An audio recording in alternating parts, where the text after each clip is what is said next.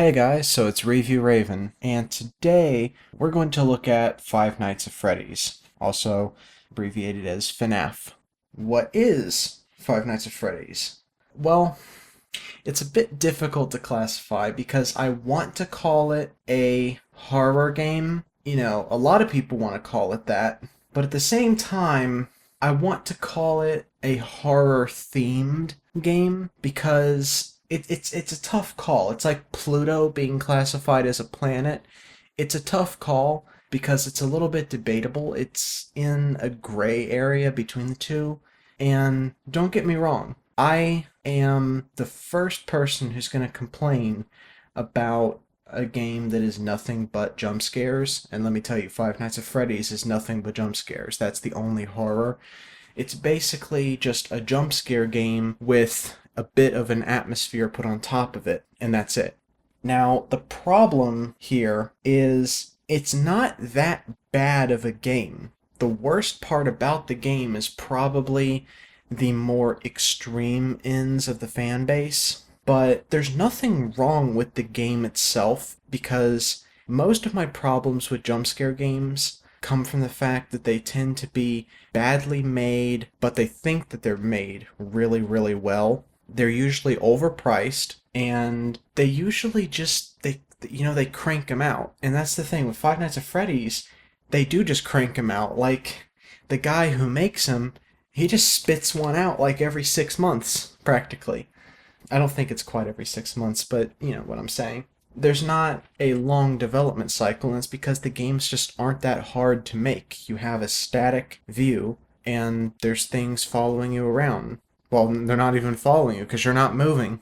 But at the same time that it's like the game comes off as very bad and rough around the edges and stuff like that, at the same time, they don't charge too much for the game. It's not an expensive game. None of them are.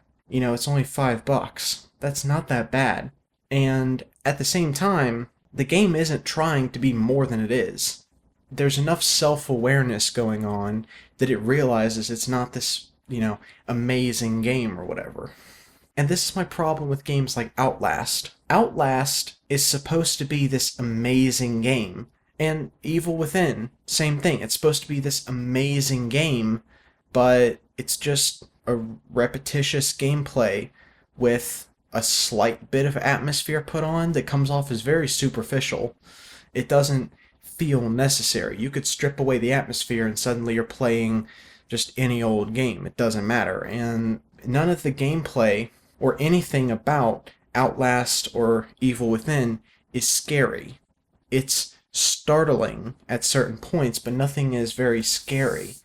There's a lot of points where nothing is happening.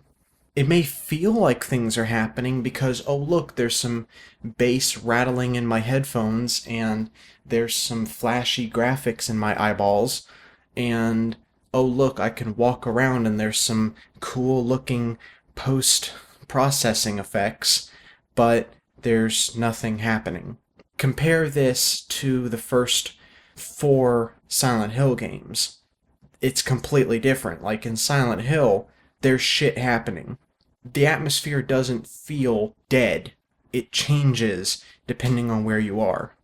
And the atmosphere is more than just some bass rattling in your headphones. It's the entire experience. You could argue that the Silent Hill games technically aren't even games. They're experiences. They are interactive experiences. And that's what makes a good horror game, is when it's not a game as much as it is an experience.